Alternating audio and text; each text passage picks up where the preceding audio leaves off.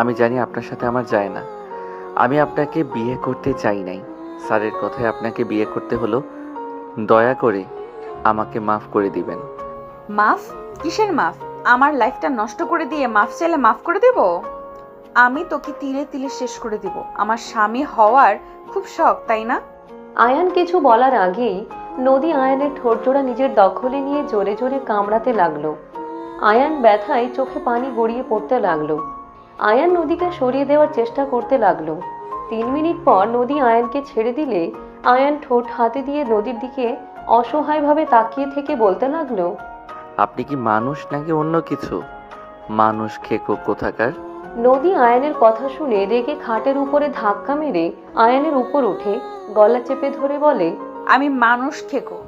আমি তার সাথে তোকে খুন করে খুনি হব। আয়ান নদীকে সরিয়ে দিতে লাগলো। আয়ানের নিঃশ্বাস বন্ধ হয়ে যেতে লাগলো। আয়ান শরীরে যত শক্তি ছিল সমস্ত শক্তি দিয়ে ফেলে দিল। খাট থেকে নেমে জোরে জোরে নিঃশ্বাস ফেলতে লাগলো আর কাশতে লাগলো। নদী ফ্লোরে পড়ে গিয়ে ব্যথা পেলে আহ বলে উঠলে আয়ান নদীর দিকে তাকায়। আয়ান নদীকে ধরে তুলতে গেলে নদী ধাক্কা মেরে আয়ানকে ফেলে দিয়ে বলে, আমাকে ব্যথা দিলি না? তোর কি হাল আমি করি। এই বাসা থেকে একবার বের হয়ে দেখ, তোর হাত পা আমি ভেঙে ফেলবো। আপনি আমাকে পছন্দ করেন না বলছেন। আমি আপনার কাছে তো স্বামীর অধিকার চাচ্ছি না। তাহলে আপনি আমার সাথে এমন কেন করছেন? অসহায় উপরে জুলুম করেন না। আজ আমি গরিব দুর্বল বলে আমার সাথে এমন করতে সাহস পাচ্ছেন? আমার সাহস দেখছস কি? গরিব যেহেতু সেখানে আমাকে বিয়ে করার সাহস করলি?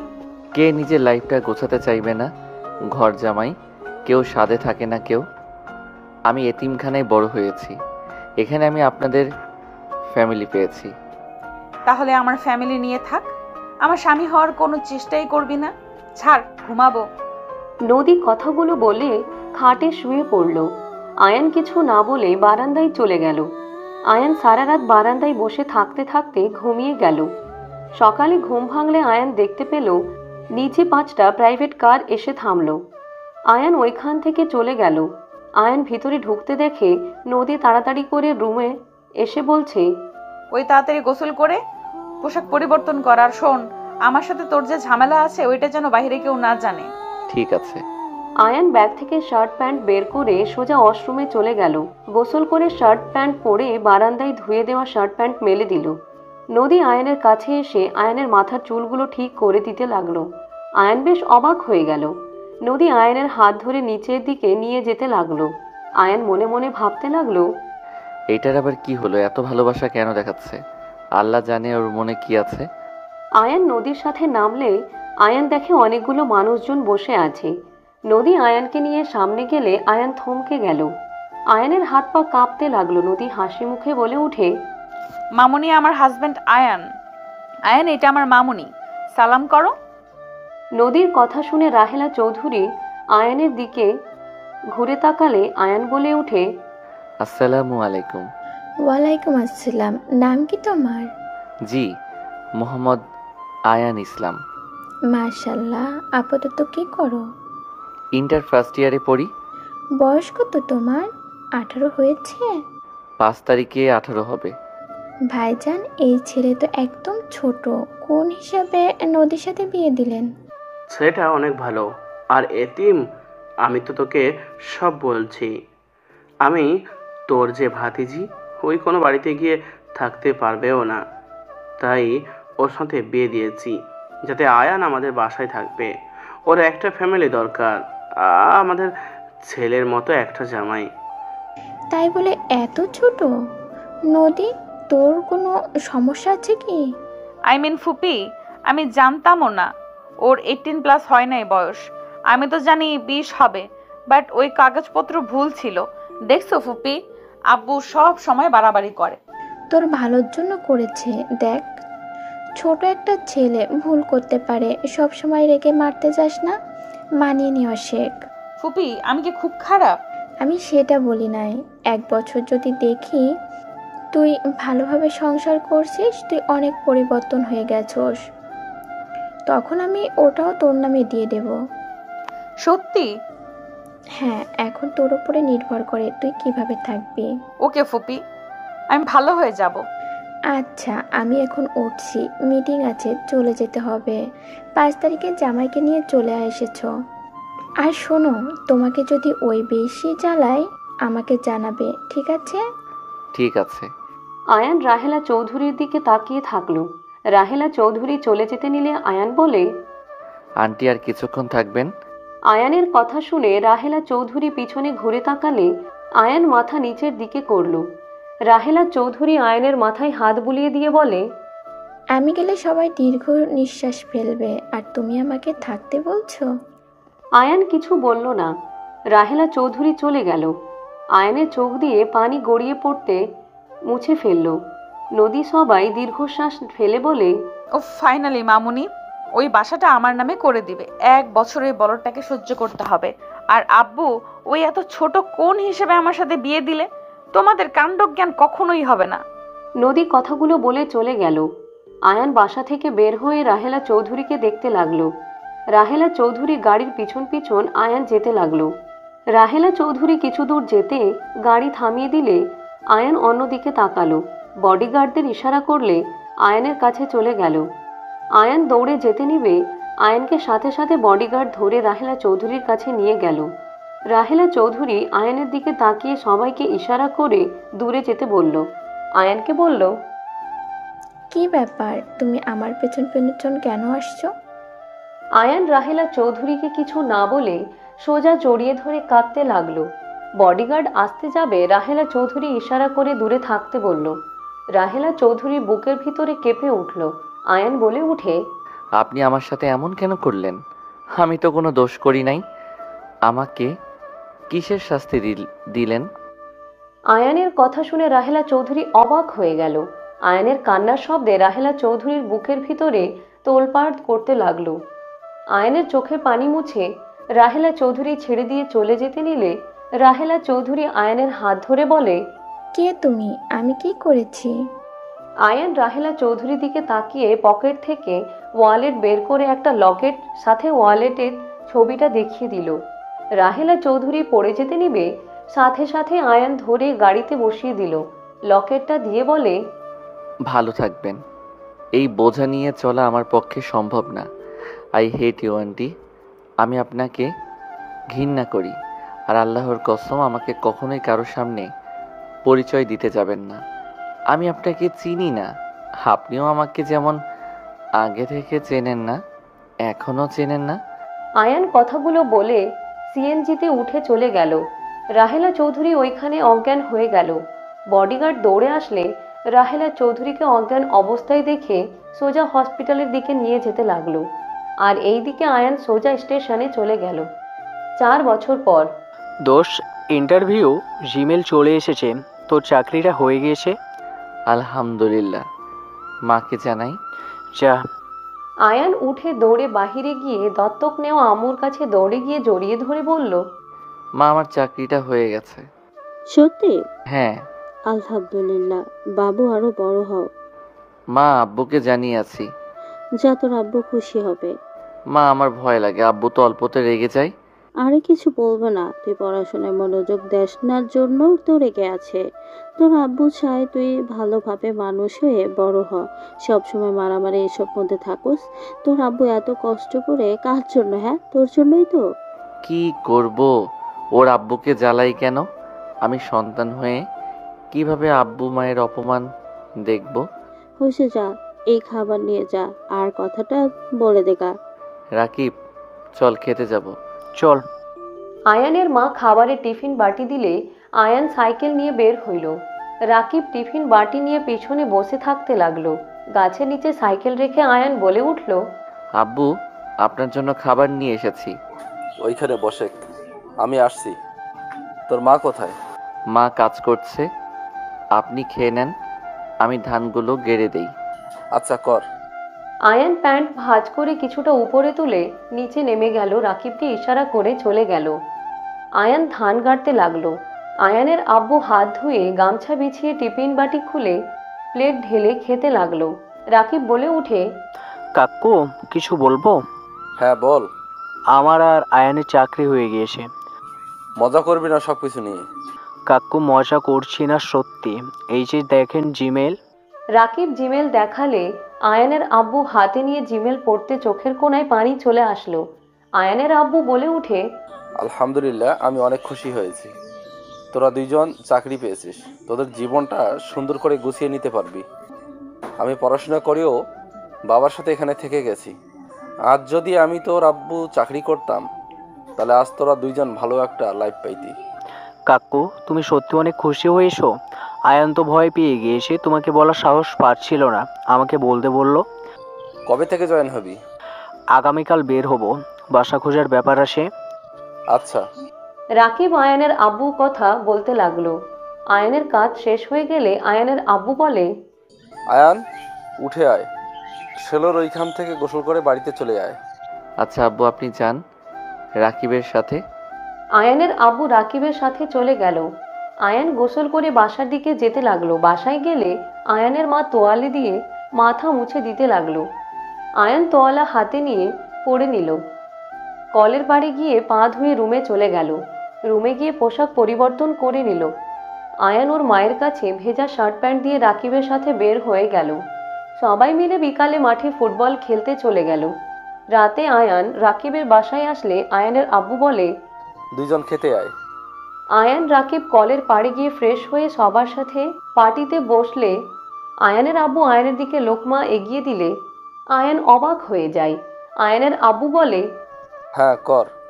আয়ান লোকমাটা নিলে আয়ানের আব্বু বলে, তুই আমার সন্তান, আমি কখনোই চাই না তোর কোনো ক্ষতি হোক। আমি তোর সাথে রাগারাগি করতে চাই না। আমি তোদের ভালোর জন্য সবসময় বকাঝকা করতাম। আমরা চাই না তোরা দুইজন সবার সাথে থেকে নষ্ট হয়ে যাস। তোদের গ্রুপের প্রায় ছেলেরা নেশা করে জায়গায় জায়গায় ঢুলে পড়ে। মারামারি করস দুইজন, তোদের নামে একবার থানায় নাম গেলে তোদের জীবন বরবাদ হয়ে যাবে। বাবা হয়ে আমরা কিভাবে সহ্য করব বল? আয়ানের আব্বু কান্না করলে আয়ান সোজা জড়িয়ে ধরে বলে, আব্বু, আমি আপনার উপরে কোনো দিন রাগ করি নাই। আমি জানি আপনি আমাদের ভালোবাসেন।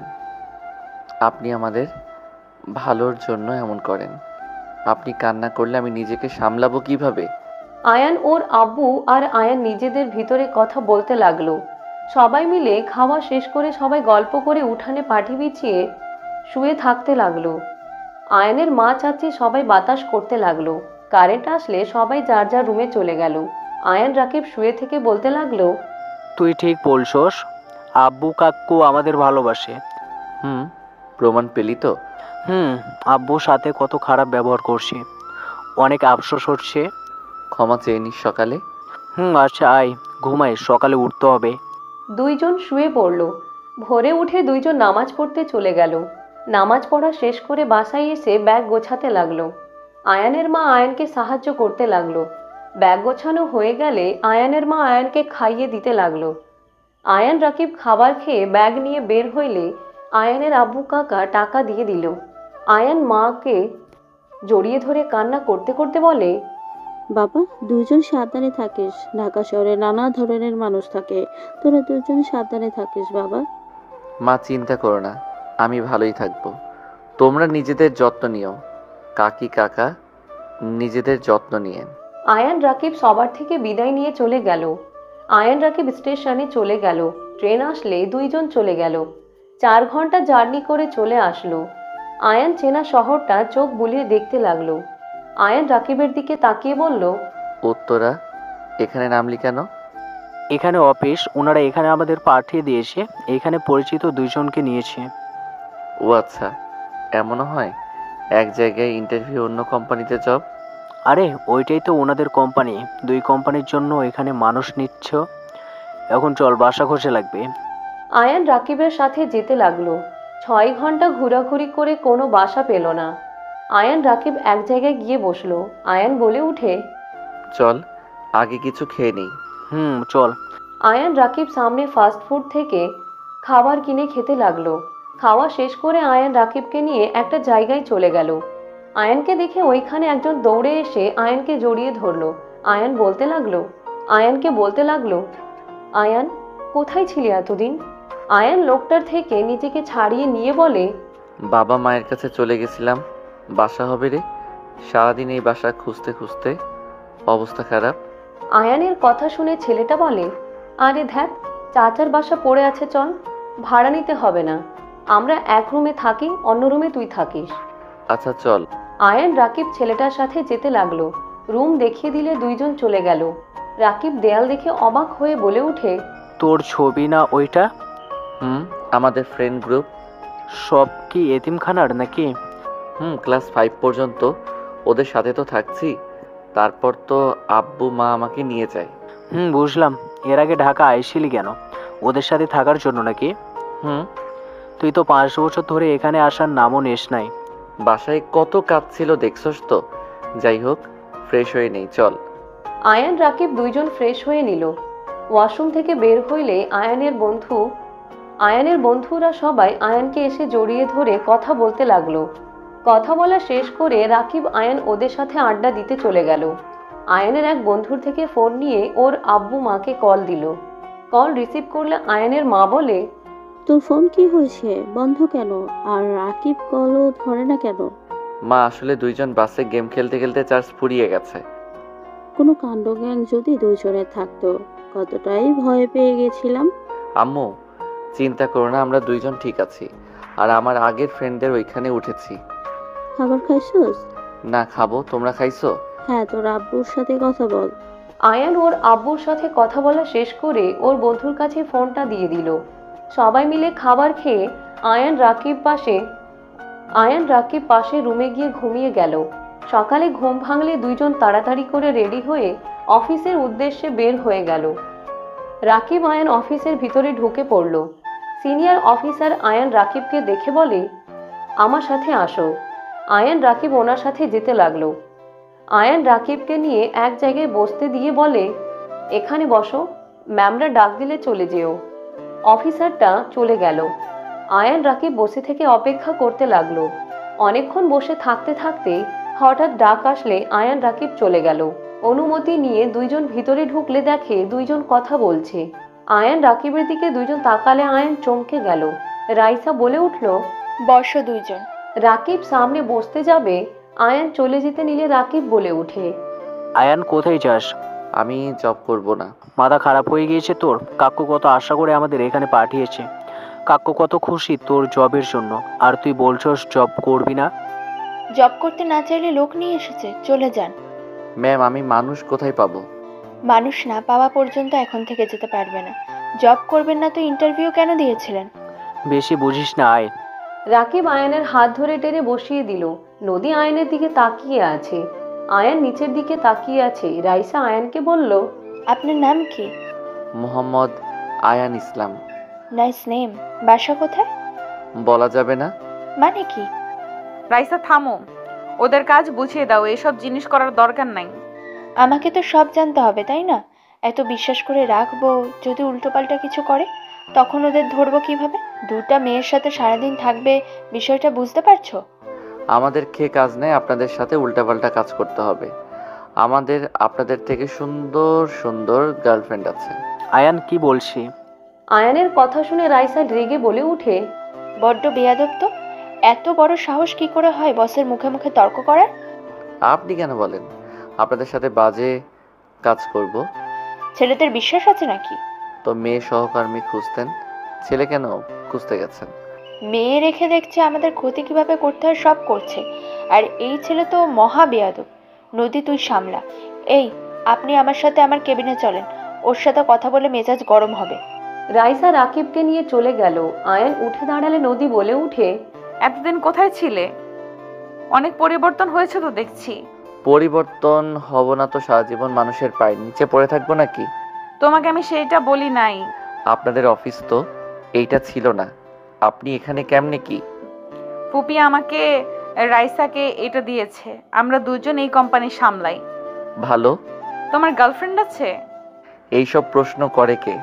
অফিসে জব দিয়েছেন, অফিসের বিষয়ে কথা বলেন। তোমার কাজ কি কি জানো?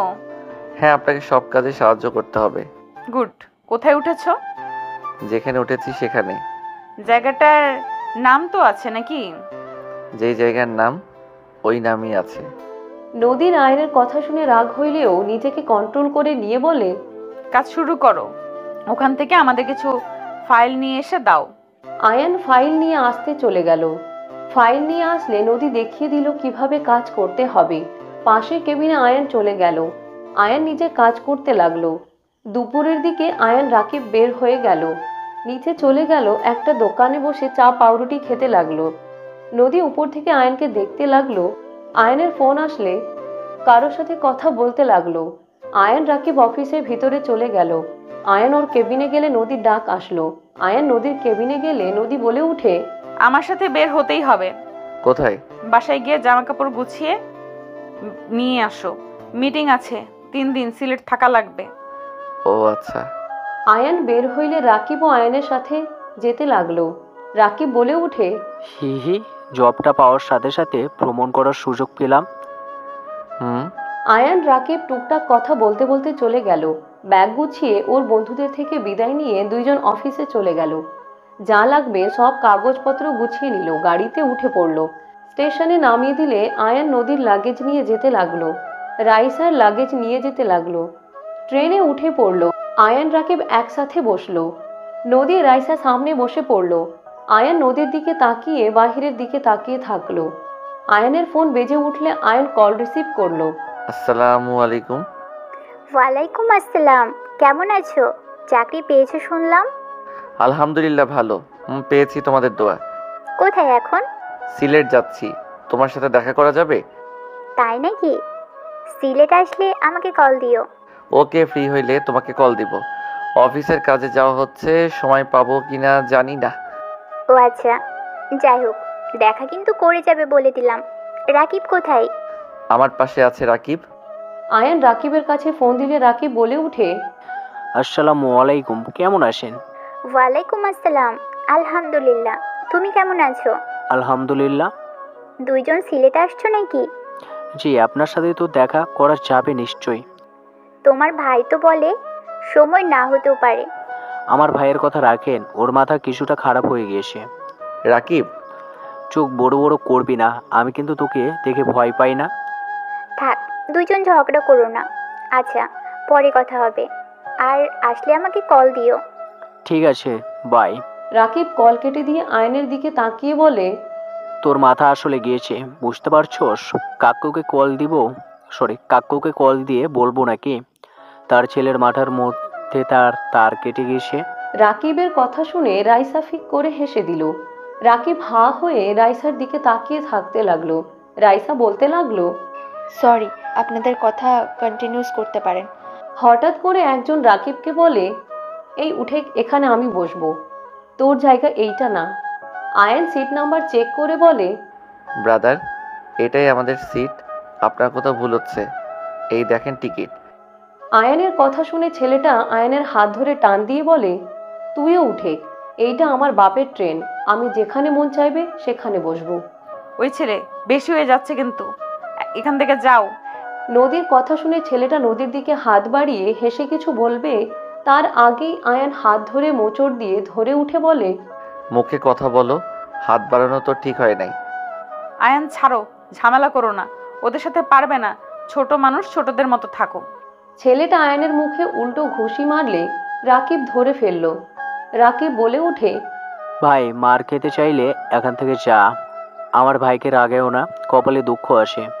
কাককে আসার সময় বলে দিয়েছে মারামারি ঝামেলার মাঝে যেন না যাই, তাই আমরা ভালোভাবে চলে যাও।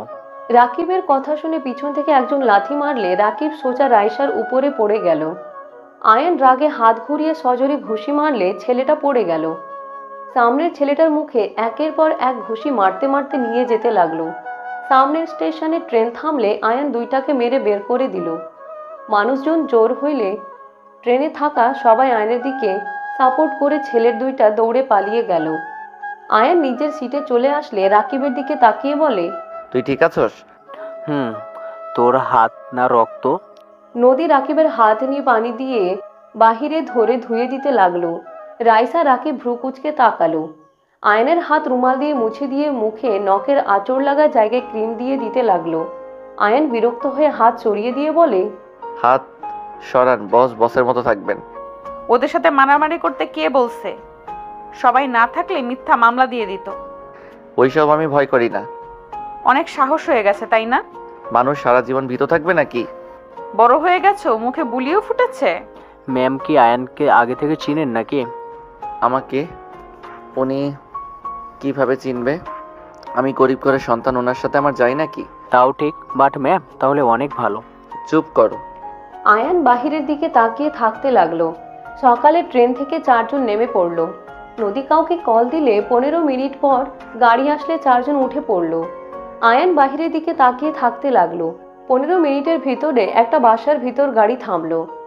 আয়ান রাকিব অবাক হয়ে তাকিয়ে দেখতে লাগলো। বডিগার্ডরা এসে লাগেজ নিয়ে যেতে লাগলো।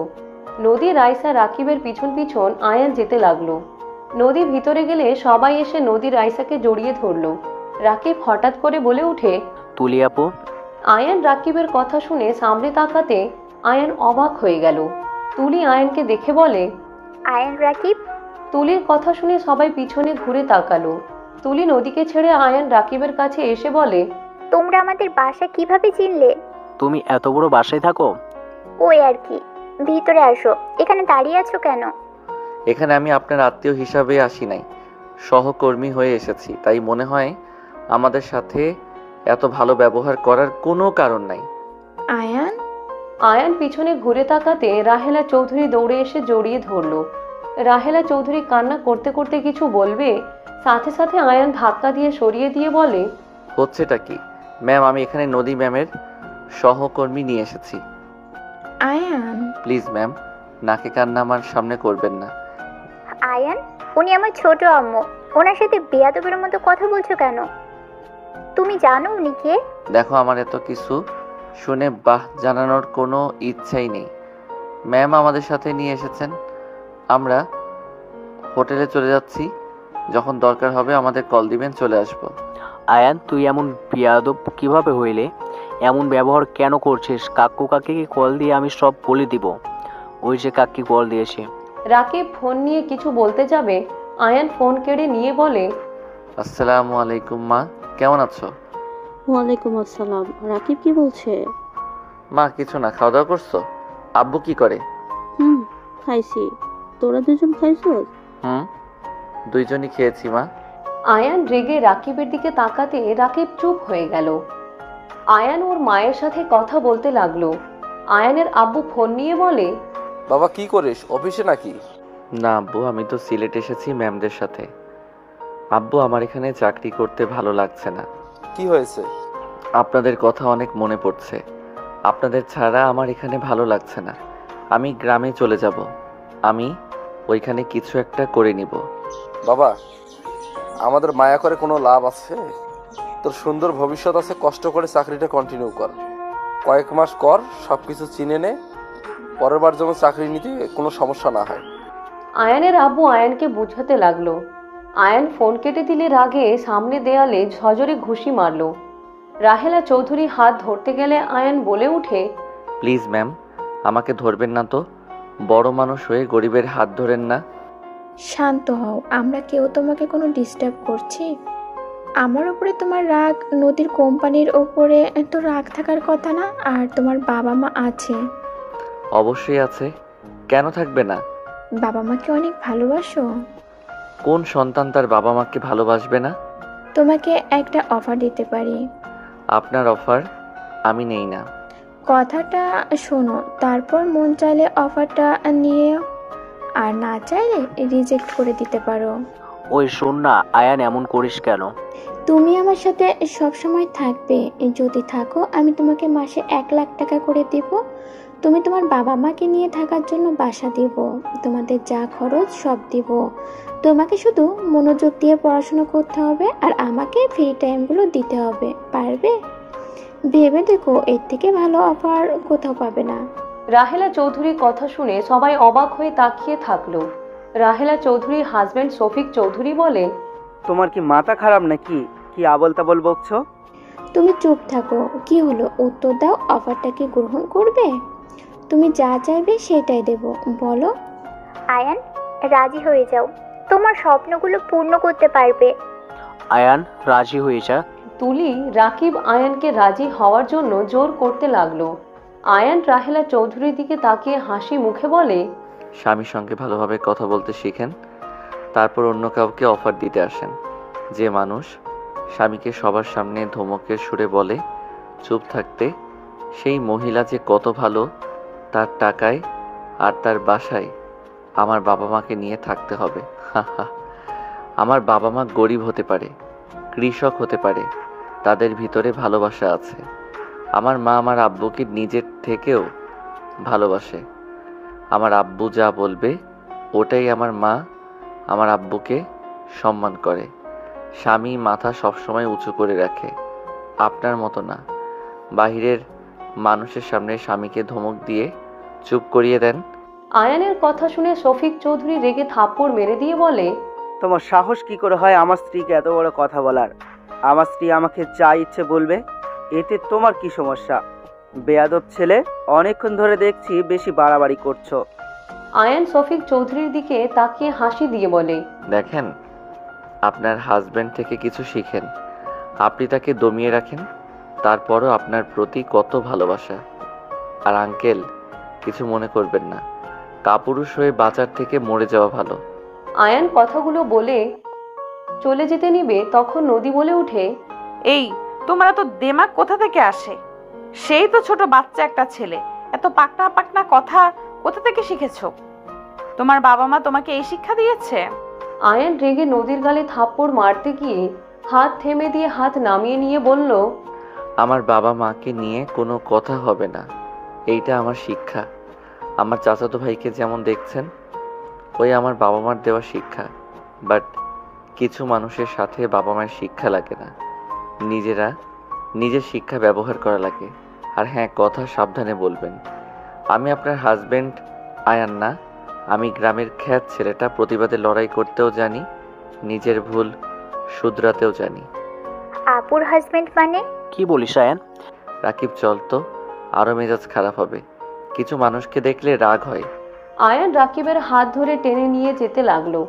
রাহেলা চৌধুরী চোখ দিয়ে টপ টপ করে পানি পড়তে লাগলো। সবাই রাহেলা চৌধুরীকে নানা ধরনের কথা বলতে লাগলো।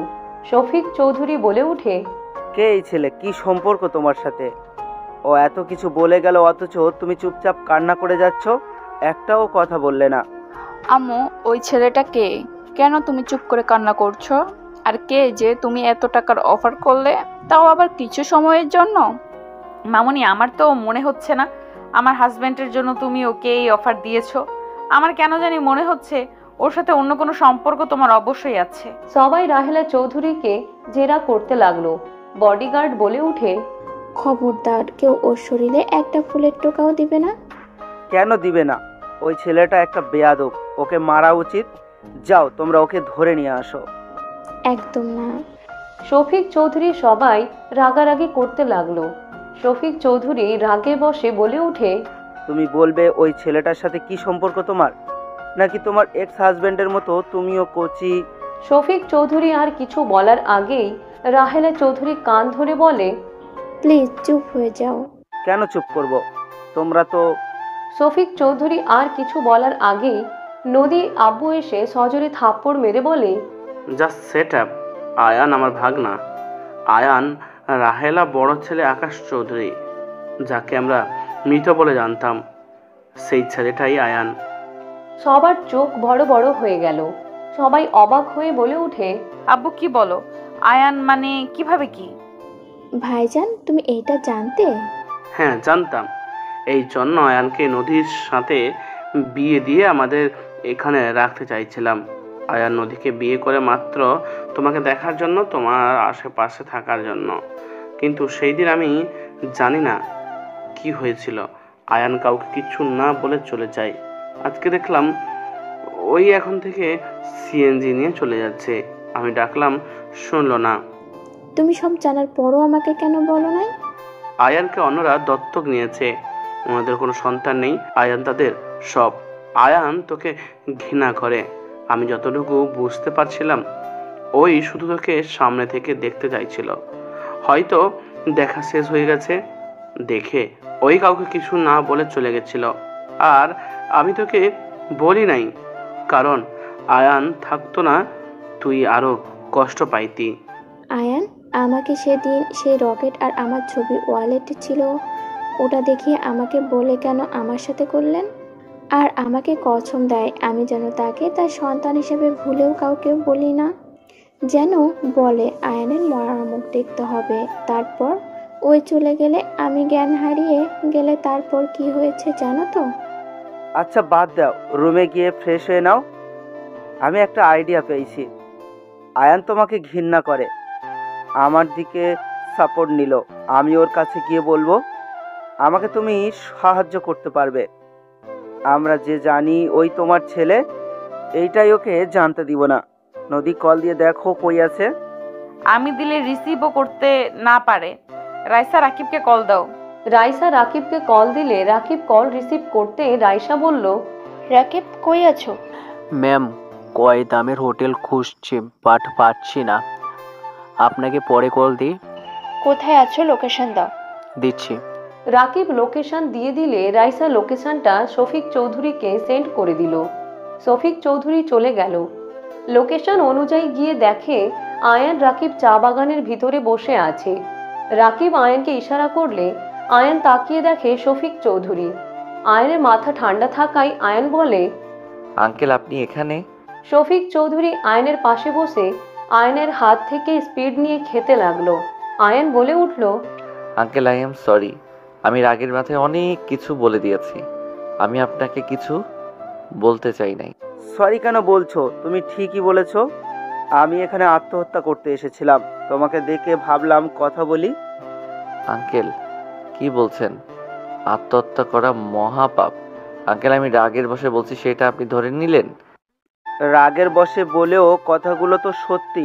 মেরুদণ্ড হয়ে বেঁচে থাকার থেকে মরে যাওয়া ভালো। আরে ধ্যাত, মৃত সব সমাধান হয় না। বউয়ের উপর উঁচু গলায় কথা বলবেন। যেটা ভুল ওইটাকে ভুল বলতে শিখেন, আর যেটা সত্যি সেটাকে সত্যি বলতে শিখেন, তাতেই হবে। কিভাবে? আমি তো সহ্য পাই না। পেতে হবে। সাহস না পেলে সারা জীবন এমনভাবে থাকা লাগবে। তুমি আমার পাশে থাকলে আমার মনে হয় আমি সব পারবো। তুমি যেভাবে বলে তোমাকে দেখলে আমার অনেকটা সাহস হয়েছিল, বাট পরে ভাবলাম তুমি চলে গেলে তো আর সাহস থাকবে না, তাই তোমাকে থাপ্পড় মেরেছি। নিজেকে সাহসী হতে হবে, অন্যের উপরে নির্ভরশীল হয়ে লাভ নাই। তুমি আমার সাথে যাবে? তুমি আমাকে সব শিখাবে? না হইলে আমার মরা ভালো। এভাবে আর কতদিন থাকবো? আচ্ছা থাকো, তুমি হয়তো যাবে না, আমি যাই, মরতে পারি কিনা। শফিক চৌধুরী চলে যেতে নিলে রাকিব বলে, আয়ান ওনাকে থামা, ওনার মাথাটা গিয়েছে। দেখ, আমাদের জন্য কেউ মারা যাক এইটা আমরা চাই না। এত মানুষের উপকার করা এসেছে, আর শেষমেশ কিনা একজনকে মৃত্যুর দিকে ঠেলে দিচ্ছিস। রাকিব আয়ানকে বুঝাতে লাগলো। আয়ান ব্যাগ কাঁধে নিয়ে দৌড়ে গিয়ে শফিক চৌধুরীর সামনে গিয়ে বলে, ওয়েট আঙ্কেল, আমি আপনার সাথে যাব, কিন্তু আমি শুধু আপনার জন্য যাব। কেউ আমার উপরে অধিকার দেখাতে আসলে কিন্তু ঝামেলা বেঁধে যাবে। সত্যি তুমি যাবে? তোমাদের কোনো অসুবিধা হবে না, আমি কথা দিচ্ছি। আর যদি না যাও তাহলে আমাকে মরতে যেতে দাও, আর সামনে এসো না। আরে চলেন যাই। শফিক চৌধুরী খুশি হয়ে রাকিব আয়ানকে নিয়ে চা বাগান থেকে বের হয়ে গাড়ির কাছে চলে গেল। 10 মিনিট লাগলো আয়ান রাকিবকে নিয়ে বাসার ভেতর গিয়ে নামলো। আয়ান রাকিব লজ্জা পেতে লাগলো। আয়ান মাথা নিচু করে যেতে লাগলো। ভিতরে গেলে সবাই আয়ান রাকিবের দিকে তাকালো। শফিক চৌধুরী বলে উঠে, কেউ ওকে কিছু বলবে না। ওরা দুজন শুধুমাত্র আমার জন্য এসেছে, তাই কেউ ওদের দিকে অদ্ভুতভাবে তাকানোর কোনো দরকার নেই। আয়ান রাকিবকে রুম দেখিয়ে দাও, নিয়ে যাও। আয়ান রাকিবকে নিয়ে চলে গেল। কাজের লোক নদীর আবু বলে, আয়ান এসেছে নাকি? এসেছে। অনেক কিছু বুঝিয়ে আনছি, কেউ ওকে বুঝতে দিও না, আমরা সব জানি। শফিক চৌধুরী কিছুক্ষণ কথা বলে চলে গেল। আয়ান রাকিব ফ্রেশ হয়ে বসে থাকতে লাগলো। তুলি এসে বলল, নিচে চলো, খাবার খেয়ে নিবে। আয়ান রাকিব সবার সাথে নিচে চলে গেল। সবার সাথে আয়ান রাকিব চেয়ার টেনে বসলো। আয়ান নিচের দিকে তাকিয়ে থাকলো। রাহেলা চৌধুরী আয়ানকে খাবার দিতে লাগলো। আয়ান রাহেলা চৌধুরীর হাতের দিকে তাকিয়ে আছে। আয়ানের বুকের ভিতরে চাপা কষ্ট হতে লাগলো। আয়ান মনে মনে ভাবতে লাগলো, আপনি আমার এত কাছে, তারপর আপনাকে আম্মু বলার কোনো অধিকার আমার নাই। কেন আমার জীবনটা আপনারা এলোমেলো করে দিলেন? আয়ানের চোখের কোণায় পানি গড়িয়ে পড়ার আগেই আয়ান মুছে ফেলল। শফিক চৌধুরী বলে, আয়ান খাবার খাও, কি ভাববো? কই কিছু না।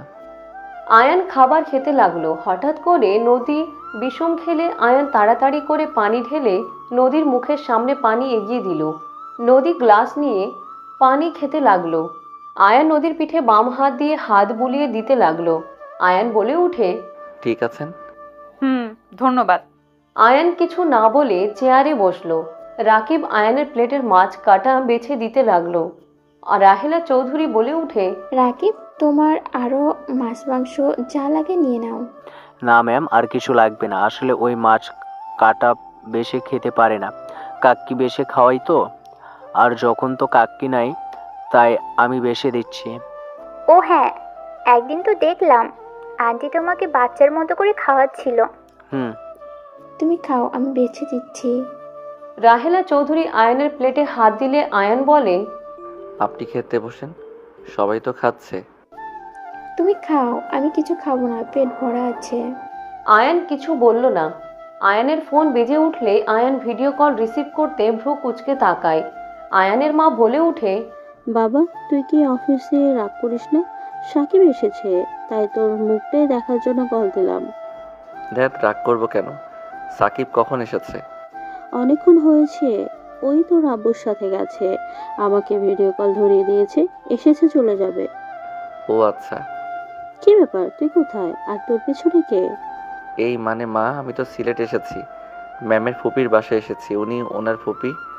নে কথা বলি। না দরকার নেই মা, আমি তো খেতে বসেছি। তুমি কি কল কেটে দিবে নাকি দেখবে? আচ্ছা আমি কথা বলবো না, তোকে চুপচাপ দেখবো। রাকিব কোথায়? আমার পাশে আছে।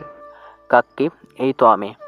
পিছন থেকে আয়নের ফুফাতো বোন রূপা বলে, হাই দেবরজি। রাকিব বলে উঠে, পেতনি, তুইও এসেছো? কাক্কি খবরদার আর কোথাও তুমি গলে যেও না। ওর হাতে কিছু যেন খাও না, তোমার ছেলে কিন্তু ওকে বিয়ে করবে না। ফাজিল, ওরে রাগাস কেন? আমার ছেলেকে 10 বিয়ে করাবো। আয়ানের মা কথাটা বলে হাসতে লাগলো। রাকিবও হাসতে লাগলো। রূপা মুখ ভেঞ্চি দিয়ে চলে গেল। আয়ান বলে উঠে, মা রাগ হচ্ছে কিন্তু মজা করবে না তো? আচ্ছা মজা করবো না, রাগ করিস না। সবাই কিভাবে আমি ভুলে গিয়েছিলাম, আমি মুখে তালা দিয়ে দিলাম। আয়ান ওর মায়ের কাণ্ড দেখে হেসে দিল। আয়ান বলে উঠে, এভাবে বসে থাকলে আমার হাসি পায়, মুখ থেকে হাত সরাও। সরলাম। ও একটা কথা বলার ছিল। কি কথা? তোর ফুপি জেনে গেছে তুই রাকিব চাকরি পেয়েছ, সবার আমাদের খোঁজ খবর নেওয়া শুরু করেছে। আমি এখন চিন্তা আছি, কখন যে সবাই বলে ওঠে আমার মেয়ের সাথে আয়ান বা রাকিবের বিয়ে দেব। কাক্কি, ওইসব বলে লাভ নাই। তোর আব্বু তো রাজি হয়ে যাবে। তোমার ছেলের সাথে বিয়ে দেখ একটাই। আমার ছেলের সাথে এই গ্রামের বা আত্মীয় স্বজন কারোর সাথেই দিব না। আমার ছেলে যাকে পছন্দ করবে আমি তার সাথেই বিয়ে দেব। তোর কাকুকে রাতে আমি বলেছি। কাকু রাজি হয়েছে?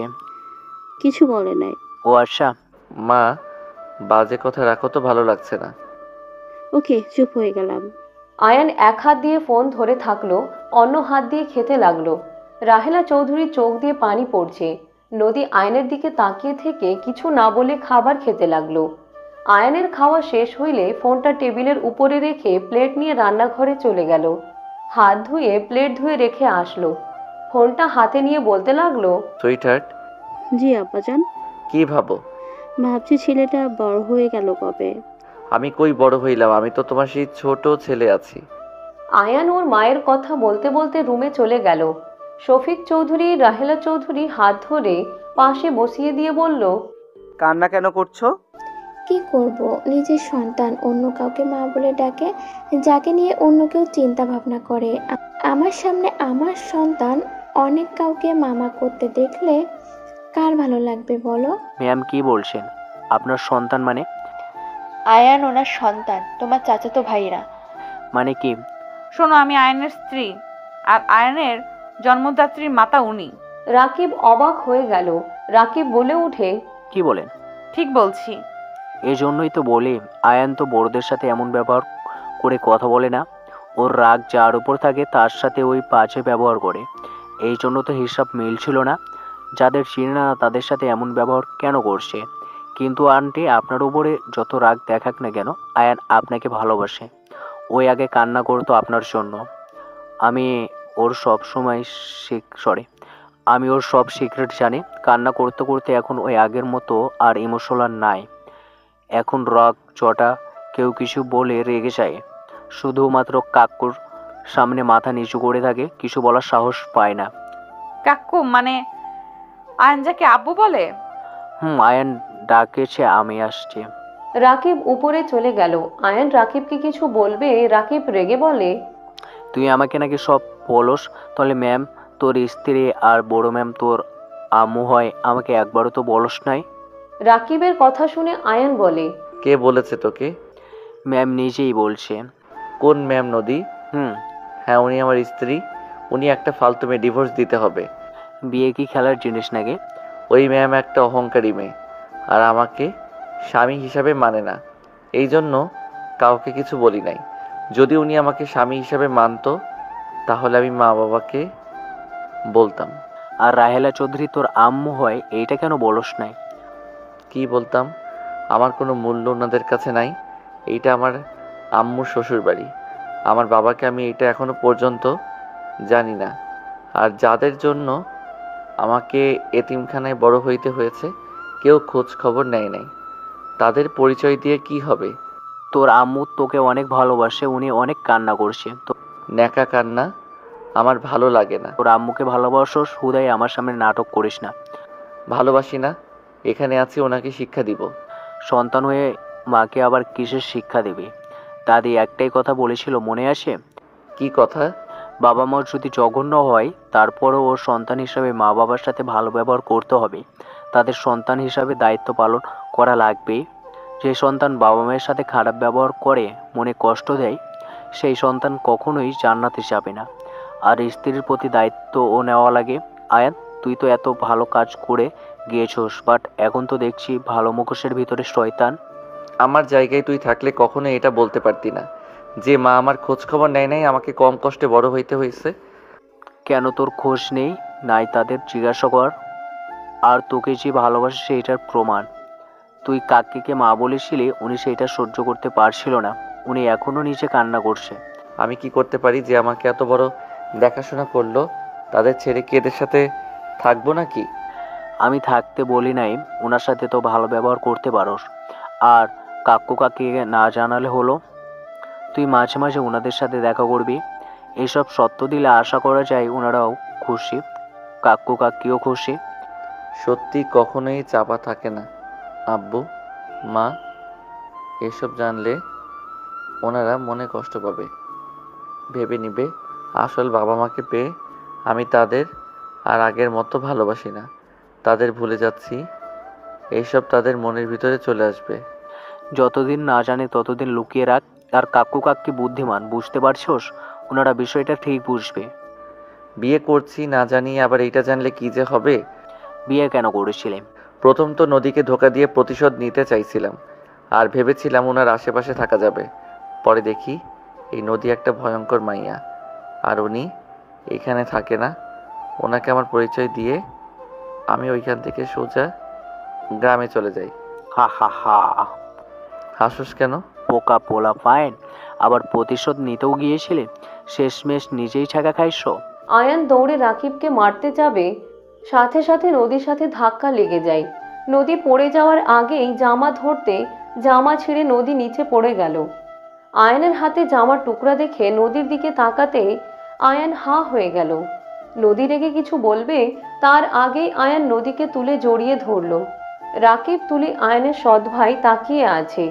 আয়ান বলে উঠে, যা ভাবছো তা না, আমি ইচ্ছে করে কিছু করি নাই। আমরা কিছু দেখি নাই। কথাটা বলে অন্যদিকে ঘুরে দাঁড়ালে আয়ান নদীকে কোলে তুলে নিয়ে রুমে গেলে নদী কোল থেকে নেমে রাগে বলে উঠে, ফালতু ছেলে, কি করলে? ওখানে রাতুল রাকিব ছিল, ওরা আমার দিকে তাকালে কি হইতো? আয়ান নদীর দিকে অন্যভাবে তাকিয়ে থাকতে নদীর সাথে সাথে হাত দিয়ে বুক ঢাকার চেষ্টা করলে আয়ান বলে উঠে, ছোট জামা তো পরে আছেন, সমস্যা কোথায়? কুত্তা। আয়ান নদীর কথা শুনে টান দিয়ে খাটের উপর ফেলে দিয়ে নদীর উপরে উঠে মুখে হাত বুলাতে গেলে নদী হাত সরিয়ে দিল। আয়ান 2 হাত খাটের সাথে চেপে ধরে বলে, আপনার ঠোঁটগুলো আমাকে খুব টানছে, একটু টেস্ট করে দেখি। একবার তো নিজে থেকে করেছিলেন, বোঝার তো উপায় ছিল না, কামড় মারছিলেন। আজকে কামড় দিলে আমিও দিব। ফালতু ছাড়ো বলছি, আমার হাজবেন্ড আয়ান ভালো ছিল, ছাড়ো বলছি। এখনো হাজবেন্ড আছি, এত কথা বলে লাভ নাই, আমি আগে টেস্ট করে দেখি। আয়ান কথাটা বলে নদীকে কিছু বলতে না দিয়ে ঠোঁট জোড়া নিজের দখলে নিয়ে নিল। নদীর সাথে সাথে চোখ বন্ধ করে ফেলল। কিস করতে করতে আয়ান শরীরে হাত দিতে নদী কেঁপে উঠল। নদী আয়নের জামা খুলতে যাবে, সাথে সাথে রাইসা বলে উঠে, আয়ান তোমার কাছে একটা ফাইল আছে, ওইটা দাও তো। রাইসা কথাটা বলে ভিতরে ঢুকে খাটের দিকে তাকাতে চোখ বড় বড় হয়ে গেল। রাইসার কণ্ঠ শুনে নদী ধাক্কা মেরে সরিয়ে দিলে শরীরে 2 হাত দিয়ে ঢেকে বলে, ফালতু ছেলে একটা। নদী কথাটা বলে দৌড়ে পাশের রুমে চলে গেল। রাইসা লজ্জায় লাল হয়ে যেতে লাগলো। আয়ান দাঁতে দাঁত চেপে বলে, ম্যাম আসার আর সময় পাইলেন না? ফালতু, আমি তোর বড় বোন হই, আর দরজা লাগিয়ে নিতে পারিস নে? আমি না হয়ে এসেছি, মামি বা মামা আসলে কি হইতো? ফাজিল, ফাইল দে। রাইসার কথা শুনে আয়ান ভ্রু কুচকে তাকিয়ে বলে, কিসের আপু, আপনি আমার ম্যাম হন। থাপ্পড় মারবো, নাটক করিস না। ফাইলগুলো কই রাখছস? ব্যাগে। রাইসা ব্যাগ থেকে ফাইল বের করে চলে গেল। আয়ান মাথায় হাত দিয়ে বলে, দ্যাট কি যে করি না। যাই হোক, এই বউটা মনে হয় একটু হইলেও লাইক করে, না হইলে এখন কেমন করে তার ভিতরে বউ বউ ফিল পাচ্ছিলাম। প্রথম প্রথম তো ওনাকে রাক্ষসী মনে হইতো। আয়ান কথাগুলো ভাবতে লাগলো আর মিটিমিটি হাসতে লাগলো। সন্ধ্যার দিকে আয়ান বসার ঘরে গেলে দেখে ওর সৎ ভাই রাতুল পড়ছে। আয়ান ওর পাশে বসে বলল, ভুল পড়ছো কেন? আয়ানের কথা শুনে রাতুল বলে, সবাই ব্যস্ত, আমাকে একটু বলে দেওয়ার মানুষ নাই। আয়ান রাতুলের কথা শুনে বলে, আমি বলে দিচ্ছি। আয়ান রাতুলকে পড়াতে লাগলো। সবাই ওদের দুজনকে দেখে মিটিমিটি হাসতে লাগলো। রাহেলা চৌধুরী, শফিক চৌধুরী অনেক খুশি হলো। রাতুল আয়ানকে জড়িয়ে ধরে বলে, আই লাভ ইউ ভাইয়া, তুমি কত সুন্দর করে এটা বুঝিয়ে দিলে। আমি তো 5 বার করলে তারপর পারি, স্যার কোচু বুঝাই। পিচ্ছি এইভাবে বলতে হয় না, শিক্ষকদের বিষয়ে বাজে মন্তব্য করবে না। তুমি কিছু বুঝতে না পারলে তাকে ভালোভাবে বলবে, উনি তোমাকে ভালো করে শিখিয়ে দিবে। আয়ান রাতুলকে বোঝাতে লাগলো। আর হঠাৎ করে টিভির দিকে চোখ গেলে রাতুল বলে উঠে, আতিয়া আপু, কি হয়েছে? আব্বুকে টিভিতে কেন দেখাচ্ছে? রাতুলের কথা শুনে আয়ান পিছনে তাকিয়ে দেখে আতিয়া নামে মেয়েটা রাতুলকে বলে, অনেক পড়ছো, যাও রুমে খেলা করো গা। রাতুল বলে উঠে, আপু কি হয়েছে? আপুর তো রক্ত পড়ছে মাথা থেকে। আপু কি হয়েছে? আব্বু, আম্মু। মেয়েটার এই হাল কে করেছে? ছোট মানুষ, ওর সাথে এমন কাজ কে করলো? এসব বিষয়ে আমাদের বলে লাভ নেই। ওর ফুপি করেছে, ওর ফুপি করছে, আমি জানি। আয়নের মতো ওই মেয়েটাকেও মেরে ফেলার চিন্তা ভাবনায় আছে। রায়হান কোনোদিনও বোন মায়ের ভুল চোখে পড়বে না। টিভি বন্ধ করো, আমি আমার সন্তানকে তো পেয়েছি। মানে কে ওই মেয়েটা? আর আমার মতো অবস্থা করবে মানে? তোমাকে জানতে হবে না। বলেন কে? রায়হানই বা কে? লুকানোর কি আছে? দরকার আয়ানের জানার দরকার আছে তো। সাইডে যাকে কান্না করতে দেখলে মেয়েটাকে কোলে নিয়ে, ওটার তোমার বাবা, আর কোলে ওইটাই তোমার সৎ বোন, আর পেছন পিছন যে যাচ্ছে তোমার সৎমা। এটা কোনো হসপিটাল, মেয়েটার তো রক্ত লাগবে, আর আমার এবি পজিটিভ। দরকার নাই, রক্তে পেয়ে যাবে। আমি চাই না ওই কাল নাগিনী চোখে আবার তুমি পড়ো। মানে কি? তোমার ফুপির সাথে তুমি ঘুরতে বের হয়েছিলে, উনি তোমাকে হারিয়ে ফেলে। সবাই জানে তুমি মারা গেছো। তোমাদের দুজনের অ্যাক্সিডেন্ট হয়েছিল। তোমার লাশ কোথায় পড়েছে কেউ জানে না। খাদে নাকি পড়ে গেছিল, আর উনি অজ্ঞান অবস্থায় পড়েছিল। পুলিশ ওনাকে হসপিটালে ভর্তি করে আমাদের জানায়। আর আমি যতটা জানি ওই ইচ্ছে করে সব করছে। আমাদের মাঝে সেই যে ঝামেলা শুরু হয়, লাস্টে আমি তোমার আব্বুকে ডিভোর্স দিয়ে আছি। মা ভক্ত ছেলে বোন ভক্ত ছেলের সাথে সংসার করা সম্ভব ছিল না, আবার এই মেয়েটার ওপরে ওই ডাইনির নজর পড়েছে। মেয়েটার তো কোনো দোষ নাই, রক্ত পাচ্ছে না তো আমি রক্ত দিতে চাই। আমার সাথে চলো। রাতুল ও আয়ান শফিক চৌধুরীর সাথে চলে যায়। 10 মিনিটের ভিতরে হসপিটালে চলে যায়। তিনজনকে দেখে সবাই অবাক হয়।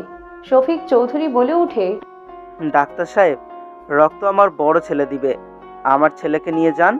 আয়ান অবাক হয়ে শফিক চৌধুরীর দিকে তাকালো। আয়ান ডাক্তারের সাথে চলে গেল। এইদিকে রায়হান চৌধুরী বলে উঠে, শফিক চৌধুরী, আপনি এখানে? আপনার স্ত্রী পাঠিয়েছে নাকি? আমার মেয়ে মারা গেছে নাকি? আপনার সাথে তর্ক করতে আছি নাই। রাতুল দৌড়ে গিয়ে দরজার কাছে দাঁড়িয়ে আতিয়াকে দেখতে লাগলো। রায়হানকে বলে, ভালো আব্বু, আপুর কি হয়েছে? আপুর এই অবস্থা কিভাবে হইল? রায়হান রাতুলকে জড়িয়ে ধরে বলে, আমি জানি না বাপ, আমি তোমার ভালো আম্মু অফিস থেকে এসেছে, দেখি সবাই ওকে ধরে কান্না করছে, তারপর আমি হসপিটালে নিয়ে আসি। রায়হানের কথা শুনে রাতুল বলে, আল্লাহ আমার আপুকে সুস্থ করে দেন। রাতুল মোনাজাত ধরে কথাগুলো বলল। রায়হান জড়িয়ে ধরে রাতুলের কপালে চুমু দিয়ে কোলে তুলে নিল। আয়ানের ফুফাতো ভাই এসে রাতুলের হাত ধরে টান দিয়ে নামিয়ে দিয়ে বলে, তোর জন্য এমন হয়েছে, তোর সাথে দেখা করতে যাবে বলে নামার সময় সিঁড়ি থেকে পড়ে গেছে। কথাটা বলে রাতুলকে যেই ধাক্কা দিতে যাবে, আয়ান সাথে সাথে ধরে ফেলল। আয়ান রাতুলকে ধরে রাগে রনির দিকে তাকিয়ে রনির কাছে গিয়ে সজোরে লাথি পড়ল বুকে। রনি নিজেকে সামলাতে না পেরে পড়ে গেল। রাতুল বলে, ইয়াহু, আমার ভাইয়া হিরো, ভিলেন ভাইয়াকে এক লাথি দিয়ে ফেলে দিল। আয়ানের ফুপি বলে উঠে, এত বড় সাহস তোর, আমার ছেলেকে লাথি দিস? আমার ভাইকে ধাক্কা মারার সাহস আপনার ছেলেকে কে দিয়েছে? আরেকটু হইলে দেয়ালের সাথে লেগে মাথা ফেটে যেত, তখন কি হতো? হাত বেশি নড়ে তাই না? একদম হাত ভেঙে ফেলবো। কে তুমি? রাতুলের বড় ভাই কিভাবে হও? রাতুল তো চৌধুরী বাড়ির একমাত্র সন্তান। আমি কে সেইটা আপনাকে জানতে হবে না। আব্বু চলেন যাই, রক্ত দেওয়া হয়ে গেছে আর মেয়েটা জ্ঞান ফিরতে সময় লাগতে পারে। আয়ান পিছনে ঘুরতে রনি আয়ানকে মারতে যাবে, রাতুল ভাইয়া বলে ডাক দিলে আয়ান ঘুরে রনির হাত ধরে মোচড় দিয়ে ধরে পিছনে হাত নিয়ে বলে, বেশি বুঝোস? হাত ছাড়, আমার ব্যথা লাগছে কিন্তু। আমার সাথে পাঙ্গা নিতে আসিস না, জানে মেরে ফেলবো, যা ভাগ এখান থেকে। আয়ান ধাক্কা দিয়ে সরিয়ে দিল। আয়ানের সৎমা কাছে এসে বলে, আমি জানি না কে তুমি, আমার মেয়ের জীবন বাঁচানোর জন্য তোমার কাছে সারা জীবন কৃতজ্ঞ থাকবো। বলো বাবা, তুমি আমার কাছে কি চাও? আমার কিছু চাই না, আপনাদের ভালোর জন্য একটা কথা বলতে পারি? এই দুইটাকে বাসা থেকে বের করে দিয়েন, জীবনে শান্তিতে থাকতে পারবেন। এই ছেলে আমার মেয়ের জীবন বাঁচিয়েছ, এই জন্য চুপ আছি। তোমাদের ফ্যামিলির বিষয়ে নাক গলাবে না দয়া করে। ওকে আঙ্কেল, সরি, বাট আমার ভাই বোনের কেউ ক্ষতি করলে তার লাইফে ঝড় হয়ে আসবো। আয়ান কথাটা বলে রাতুল শফিক চৌধুরীকে নিয়ে চলে যেতে লাগলো। রায়হান পিছনের দিকে তাকিয়ে আয়ানকে দেখতে লাগলো। হসপিটালের বাহিরে চলে গেলে সাংবাদিকরা ক্যামেরা ধরলে আয়ানরা গাড়িতে উঠে চলে গেল। বাসায় চলে গেলে রাহেলা চৌধুরী বলে উঠে, যাক তাহলে, আসলে আমি তো ভাবলাম বাবাকে পেয়ে আসবে না। আপনাকেও চাই না, ওনাকেও না।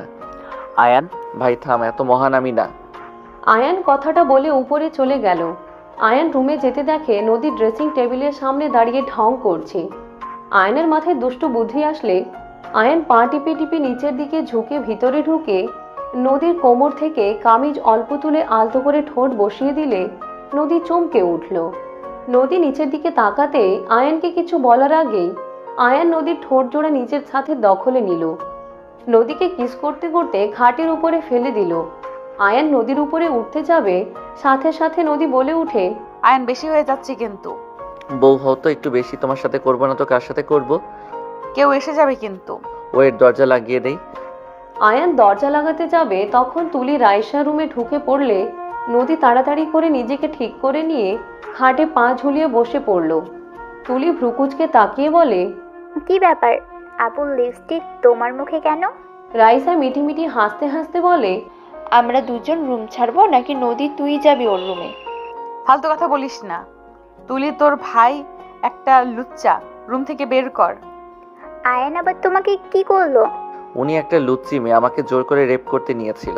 আয়ানের কথা শুনে রাইসা তুলি নদী হাঁ করে তাকালে আয়ান পকেট থেকে চকলেট বের করে দুইজনের মুখের ভিতরে দিয়ে দিল। নদীর ঠোঁটে কিস করে দিয়ে বলে, আমাকে লুচ্চা ভেবো না। এভাবে আমাকে যখন তখন কিস করে আমি প্র্যাকটিক্যালি দেখলাম। আয়ানের কথা শুনে রাইসা তুলি হাসি থামাতে পারল না। দুইজন জোরে জোরে হেসে দিল। নদী রেগে মারতে যাবে, আয়ান দৌড়ে রুম থেকে চলে গেল। তুলি নদীকে বলতে লাগলো, ছি ছি আপু, তুমি একটা ছেলেকে জোর করে রেপ করতে চাও? ছি ছি। তুলি চুপ করবি? ওই লুচ্চা হুট করে এসেছে, ফেলে দিয়েছে। বদমাইশ একটা ছেলে, লজ্জা শরম বলে কিছুই নাই। আমি যে ওর বড় কোনো সম্মান আমাকে দেয় না। রাইসা নদীর কাছে গিয়ে আয়নের মতো ভাব করে খাটের উপরে ফেলে দিয়ে বলে, বউয়ের কাছে কিসের লজ্জা? বউকে আদর না করলে কাকে করবি? বিয়ে করে কি সিঙ্গেল থাকবি নাকি? রাইসার কথা বলার ভঙ্গি দেখে নদী তুলি হাসতে লাগলো। রাইসা নদীর উপর থেকে নেমে হাসতে হাসতে বলে, কেমন দিলাম তোর জামাই যা বলতো? একদম ওই ফাজিল এটাই বলতো। বিশ্বাস করবি না, ফাজিলটাকে প্রথম যখন দেখি একদম শান্ত ভদ্র একটা ছেলে। বাসর রাতে আমি রাগে কামড়ের দাগ বসিয়ে দিয়েছিলাম এক জায়গায়, কেটে রক্তও পড়ছিল, তারপরও আমার সাথে শান্তভাবে কথা বলছিল। আর সেই ছেলে কি ফাজিল হয়েছে, রাগ, তেজ, জিদ, আর দেখতেও অনেক স্মার্ট। বাবা, জামাইয়ের প্রশংসা করতে আজ প্রথম দেখলাম। দূর, কই প্রশংসা করলাম? বাবা, লজ্জা পাচ্ছে ভাইয়ের বউ। যা সর, মজা কম করনে। আয়ান যখন তোমাকে বিয়ে করে তখন ওর বয়স কত ছিল? কি বলো, এত ছোট তুমি বিয়ে করতে রাজি হলে কিভাবে? আরে আমি জানতাম না। ফুপি ওকে যখন জিজ্ঞাসা করেছিল তখন শুনে আমি তো পুরো ভ্যাবাচাকা খেয়ে গেছিলাম। আর এমনিতে ওকে আমি পছন্দ করি নাই। এখন তো আমার ভাইয়ের উপর ক্রাশ খেয়ে বসে আছস। ওইরকম হট দেখলে কেই বা ক্রাশ খাবে না? আর আমার জামাই তো হয়। নদী কথাগুলো বললে লজ্জা পেয়ে গেল। তুলি রাইসা হাসতে লাগলো। এইদিকে আয়ান বসে থেকে ফাইলগুলো দেখছিল, ফাইলে কাজগুলো করছিল। 10টার দিকে খাওয়ার জন্য ডাক আসলে আয়ান ফাইলগুলো গুছিয়ে রেখে নিচে চলে গেল। নিচে গেলে আয়ান দেখে নদীর পাশে একটা ছেলে বসে নদীর গায়ে বারবার হাত দিচ্ছিল। আয়ান রাগে খাবারের টেবিলের সামনে গিয়ে ছেলেটার চেয়ার টান দিয়ে পিছনের দিকে নিয়ে আরেকটা চেয়ার মাঝখানে রেখে সামনের দিকে এগিয়ে দিল। সবাই অবাক হয়ে আয়ানের দিকে তাকালো। আয়ান মাঝখানে বলে নদী বলল, এটা কি হলো? এভাবে ওকে সরিয়ে দিলে কেন? কথা বলে দূর থেকে বলা যায়। তুমি কানে কম শোনো, না শুনলে এক লাইন বেশি শোনো, তাই দূর থেকে বললেও শুনবে। আয়ানের কথা শুনে রাইসা তুলি মিটিমিটি হাসতে লাগলো। নদীর আগে কিছু বলবে, আয়ান শশার এক টুকরো মুখের ভিতর দিয়ে দিল। ছেলেটা আয়ানকে দেখে বলে, আয়ান তুমি? ছেলেটার কণ্ঠ শুনে আয়ান ছেলেটার দিকে তাকিয়ে বলে, হ্যাঁ, আমি আপনার ভাবি হই। কথা দূর থেকে বারবার শরীরে হাত দেওয়ার মানে কি? আয়ানের কথা শুনে সবাই বুঝতে পেরে হাসতে লাগলো মিটিমিটি। ছেলেটা বলে, ওই ভাবি হয় মানে? ওই আমার ফুফাতো বোন। আয়ান ছেলেটার কথা শুনে বলে, ওই আমার বউ, তাই হাত দিয়ে কথা নেক্সট টাইম বলতে চাইয়েন না। আয়ান বেশি হয়ে যাচ্ছে। চুপ, একদম চুপ। আমার সামনে উঁচু গলায় কথা বলতে এসেছো না? আমি তোমার ফুপা না, আমি আয়ান, সো কথা সাবধানে বলবে। আয়ানের কথা শুনে রাহেলা চৌধুরী মন খারাপ হয়ে গেল। রাকিব বলে উঠে, ভাইয়া, ওর কথায় কিছু মনে করেন না। আপনি তো আমাদের সাথে 15 দিন থাকছেন, জানেন তো কেমন। 15 দিন থাকছে মানে? নদীর কথা শুনে ছেলেটা বলে, ওদের গ্রামে ঘুরতে গেছিলাম। ওর আব্বু আম্মু অনেক ভালো। ওই তোর হাজবেন্ড কিভাবে হয় মাথায় ঢুকছে না। তোর হাজবেন্ড তো কোথায় উধাও নাকি হয়ে গেছে। ওই ফুপির বড় ছেলে। নদীর কথা শুনে ছেলেটার চোখ ছানা বড়া হয়ে গেল। আয়ানকে খেতে দিলে আয়ান খেতে লাগলো। খাওয়া শেষ হইলে আয়ান নদীর ওড়না দিয়ে হাত মুছে চলে যেতে নিলে নদী কিছু বলবে, আয়ান বলে উঠে, আওয়াজ কম। আঙ্কেল, ওই মেয়েটার জ্ঞান ফিরেছে নাকি? রাতুলের সাথে কথা বললো। ও আচ্ছা, রাতুল ঘুমিয়ে গেছে নাকি? আয়ান আর কিছু না বলে চলে গেল। রাকিব নদীর দিকে তাকিয়ে বলে, ভাবি, আপনার রাগ থাকলে মনে বকা দেন। ওর সামনে রাগ দেখাতে গেলে ওই আরো রাগানোর চেষ্টা করবে। ওই টেরা টাইপের হয়ে গিয়েছে। ওর সাথে জিদ ধরলে ও উল্টা জিদ দেখায়। তোমার ভাইয়ের কপালে দুঃখ আছে। ভালো ব্যবহার করতেছি, ভালো লাগছে না। বেশি বুঝে বের করব। আমার আগের রূপ দেখতে চাচ্ছ না? ওকে যেইটা পারেন। রাকিব আর কিছু বলল না। ছেলেটা নদীর সাথে কথা বলতে লাগলো। ছেলেটা বলে উঠে, তোর জামাইকে কিছু বললাম না, আমার জীবন বাঁচিয়েছিল তার জন্য। আর যে ব্যবহারগুলো করছে আমি জানি ওই ভালো, অন্য কেউ তো আর বুঝবে না, ঝামেলা বেঁধে যাবে, দেখে নিস। মার খাবে, সমস্যা কোথায়? আর তোকে আবার কিভাবে বাঁচালো? নদী কথা শুনে ছেলেটা বলে উঠে, আমি ওইখানে গিয়ে নদীতে ডুবে যাচ্ছিলাম, তখন ওই নিজের জীবন বাজি ধরে আমাকে বাঁচাই। পানিতে অনেক ঢেউ ছিল, কেউ নামতে চাইছিল না সেখানে, ওই আমাকে বাঁচাই। ওর আব্বু আম্মু অনেক ভালো মানুষ, ওনাদের প্রশংসা সবাই করছে, বাট আয়ন একটু খারাপদের কাছে খারাপ, ভালোদের কাছে অনেক ভালো, মারামারি অতিরিক্ত করে। এই দুইটা ছাড়া কোনো ব্যাড রিপোর্ট নাই ওদের দুইজনের নামে। রাকিব, মারামারিও করতে পারো? আর একটু। রাকিব চলে গেল। রাহেলা চৌধুরী বলতে লাগলো, আমার ছেলে আমার মতো হয়েছে, বাপের মতো হয় নাই। অন্যায় চোখে দেখেও সেইটাকে অন্যায় মনে করে না, প্রতিবাদ তো দূরের কথা। রাহেলা চৌধুরীর কথা শুনে ছেলেটা বলে, খালামুনি, ওই আপনার বড় ছেলে এইটা কিভাবে জানলেন? তাহলে ওই আঙ্কেল আন্টিকে যাদের ওই বাবা মা বলে, আর আয়ান যে পরিমাণ ভালোবাসে, দেখে বোঝার উপায় নাই যে আয়ান তাদের সন্তান না। আয়ানকে ওনারা দত্তক নিয়েছিল, সেই অনেক কথা পরে বলবো। সবাই মিলে গল্প করতে লাগলো। এদিকে আয়ান রাকিব মিলে ফাইলে কাজ করতে লাগলো। সারা রাত কাজ করে 4টায় ঘুমিয়ে গেল। 9টার দিকে নদীর ডাক শুনে আয়ানের ঘুম ভেঙে গেল। আয়ান নদীকে টান দিয়ে বুকের উপরে ফেলে বলে, গুড মর্নিং বউ। ছাড়ো, মিটিংয়ে যেতে হবে, তাড়াতাড়ি ওঠো দুজন, হাতে বেশি সময় নাই কিন্তু। আয়ান রাকিব তাড়াতাড়ি উঠে ফ্রেশ হতে চলে গেল। ফ্রেশ হয়ে তাড়াতাড়ি রেডি হয়ে নিল। নিচে চলে গেল। তুলির আম্মু খাবার খেতে বলে খাবে না বলে 4জন তাড়াতাড়ি করে বের হয়ে গেল। আয়ান গাড়িতে বসে থেকে ফাইলগুলো চেক করতে লাগলো। চেক করতে করতে চলে গেল। 4জন গাড়ি থেকে নেমে হোটেলের ভিতরে চলে গেল। আয়ান নদী রাইসার সাথে ভিতরে ঢুকতে আয়ান চমকে গেল। রাইহান খান রাহেলা চৌধুরীকে দেখে আয়ান চলে যেতে নিলে রাহেলা চৌধুরী বলে উঠে, আয়ান বসো ওই চেয়ারে। ম্যাম, আমি এখানে দাঁড়িয়ে থাকি, নদী ম্যামের কোনো কিছু লাগলে? বসতে বলছি, বসো। আয়ান বসো। আয়ান পাশে চেয়ার টেনে বসলে সবাই বিড়বিড় করে নানা ধরনের কথা বলতে লাগলো। রাহেলা চৌধুরী বলে উঠে, নদী, আপনাদের প্রজেক্ট ব্যাপারে আমাদের বলেন। নদী অনুমতি নিয়ে বলতে শুরু করে দিল। প্রজেক্ট দেখাতে লাগলো, সাথে রাইসাও বুঝতে লাগলো। সবার বিষয়টা তেমন একটা ভালো লাগলো না। আয়ান বলে উঠে, ম্যাম যদি অনুমতি দেন আমি বিষয়টা ব্যাখ্যা করতে পারি। আয়ানের কথা শুনে সবাই বলে, না, এই প্রজেক্ট আমাদের ভালো লাগে নাই, এইটার সাথে কাজ করলে লস হবে আমাদের। সবাই নানা ধরনের কথা বলতে লাগলো। আয়ান অনুরোধ করতে লাগলো।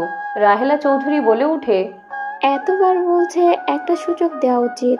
আয়ান 2 মিনিট সময়, তার ভিতরে তোমাকে এক্সপ্লেন করতে হবে। Okay ma'am. আয়ান নদীর পাশে চলে গেল। আয়ান বড় স্ক্রিনে প্রজেক্টটা চালু করে আয়ান সবাইকে বোঝাতে লাগলো। সুন্দরভাবে বিষয়গুলো ব্যাখ্যা দিতে লাগলো। নদী রাইসা অবাক চোখে তাকিয়ে থাকতে লাগলো। আয়ান সবাইকে সুন্দর করে এক্সপ্লেন করে বলতে লাগলো, দেখেন, এভাবে যদি কাজটা করা যায় ইনশাল্লাহ ভালো কিছু আশা করা যায়। আয়ানের কথা শুনে সবাই অনেক পছন্দ হয়। আয়ানের প্রশংসা করতে লাগলো। আয়ান বলতে লাগলো, এইটা আমার আইডিয়া না ম্যাম, আইডিয়া উনি তাড়াহুড়ো করতে গিয়ে ভুলভাবে বুঝিয়েছিল, যা ক্রেডিট দেওয়া ম্যামকে দেওয়া উচিত। আয়ানের কথা শুনে নদী রাইসা বেশ অবাক হয়ে তাকালো। সবাই ডিলটা করতে রাজি হয়ে গেল। সবাই ডিল করে চলে গেল আয়ানের সাথে হ্যান্ডশেক করে। রাইহান খান বলে উঠল, তোমাকে দেখে তো ছোট মনে হচ্ছে, কত বয়স হবে? 20 বা 21, বাট তুমি অনেক ভালো এক্সপ্লেন করতে পারো। তুমি চাইলে আমার কোম্পানির সাথে কাজ করতে পারো। ওনারা তোমাকে কত পেমেন্ট দেয়? রাহেলা চৌধুরীর নদী রেগে গেল। কিছু বলার আগেই আয়ান বলে, ধন্যবাদ স্যার আমাকে অফার দেওয়ার জন্য। টাকা দিয়ে সব কেনা গেলে আয়ানকে কেনা যায় না। ভালোভাবে ভেবে দেখো, ওনারা যে পেমেন্ট দেয় আমি তোমাকে তার থেকে 3 গুণ দেব। বুঝতে পারলাম আপনার সমস্যা কোথায়। শুনেন, আমাকে আপনার সব দিলেও আপনার মতো মানুষের সাথে কাজ আমি করব না। ম্যাম, আমার কাজ তো শেষ, নাকি আরও কাজ আছে? মা বারবার কল দিচ্ছে। রিসিভ করো। আয়ান চলে যেতে লাগলো। রাহেলা চৌধুরী হাসতে লাগলো। রায়হান খান রেগে কিছু বলবে, টাকা দিয়ে সব কেনা গেলে আয়ানকে কেনা যায় না। ডায়লগটা সুন্দর, উচিত জবাব দিয়েছে। শফিক চলো যায়, আর দুজন এত তাড়াহুড়া কিসের? সরি ফুপি। রায়হান খান উঠলে আয়ান ভিতরে এসে সব গুছাতে লাগলো। রায়হান হঠাৎ করে পিছনে ঘুরে বলে, ওয়েট, একটা প্রশ্ন ছিল। এই ছেলেটা আপনার ছেলে কিভাবে হয়?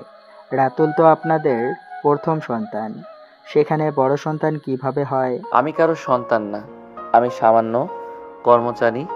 ওনার মন ভালো, তাই উনি আমাকে সন্তান হিসেবে পরিচয় দিয়েছে। ম্যাম, আপনাদের মিটিং তো হয়ে গেল, এখন তাহলে চলে যাই। চারজন বের হয়ে গেল। রায়হান খান ওদের দিকে তাকিয়ে থাকলো।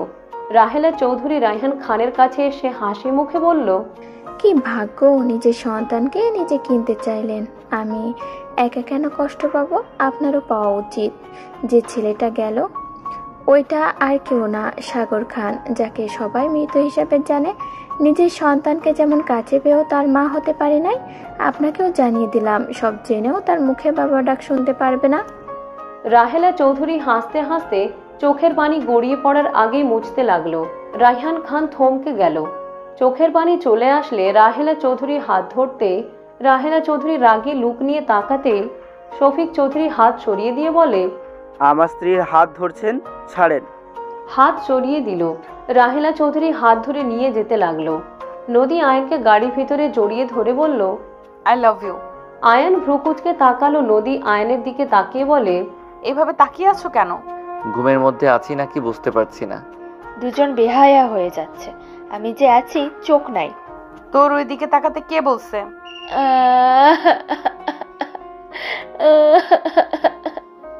রাইসা ভেঞ্চি দিয়ে অন্যদিকে তাকিয়ে থাকলো। নদী আয়নকে চুমু দিতে যাবে, সাথে সাথে আয়ন ঠোঁটের আঙ্গুল দিয়ে সরিয়ে দিয়ে আয়ন অন্যদিকে তাকিয়ে থাকলো। নদী মুখ ভেঞ্চি দিয়ে আয়নকে চিমটি দিয়ে অন্যদিকে ঘুরে তাকিয়ে থাকলো।